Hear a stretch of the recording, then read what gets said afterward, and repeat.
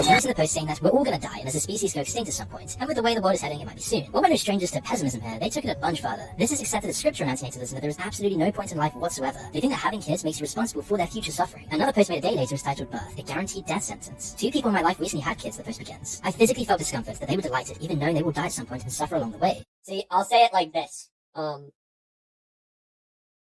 Let's just say you really want, let's just fucking say your dream is to meet Taylor Swift. And to meet Taylor Swift, you need $1,000 or something. What you want to do? You work really hard and you get that $1,000 and you go and like hang out with Taylor Swift for a day or something. Once that day is over, you might not see Taylor Swift again. The question is though, you have to obviously suffer. Because most people, when what they're doing for work, especially like 9 to 5, you don't want to do that. You have to suffer to get that. But, you still have the highlight of you have to fucking meet Taylor Swift, you got to hang out and have a lot of fun with her. And then, at the end of the day, it's over. So then you could be like, oh, well, what's the point? Well, it's about, the high, good can't come without suffering. So, you can't have bad either. You cannot have bad without good. You can have, because it's just happening then. Stuff is happening. But it can't be a bad thing or a good thing. So,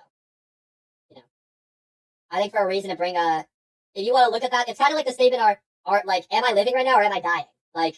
Well, you can say them both. I'm living right now, but, I'm slowly dying. But you don't know what's after this. This is kind of all you get. I didn't mean to get all, trying to be, philosophical and stuff. I'll unpause the video, but as speaking from someone who was definitely, all about this stuff a lot, not in a concerning way, just, what is the point of life, kind of.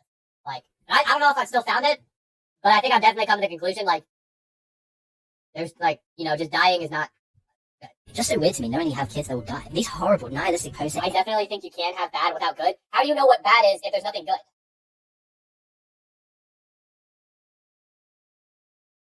That example I said of the Taylor Swift thing, that's just a random example. But, your life can't always, it can be mostly shit.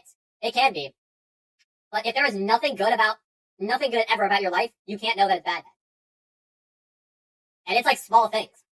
Literally something you're you hug your mom or whatever, and you feel good about that, you feel loved and secure, and then you go back out in the world and you're getting treated like shit all the time. That was a good thing, and now it's mostly a bad thing. But I don't know, I'm curious what ChatGPT would say. If there's a philosophical theory that can prove that. But I feel as a general basis, I kinda think it is. But let's Everyone finish this suffers. video. So you can imagine the terrible effects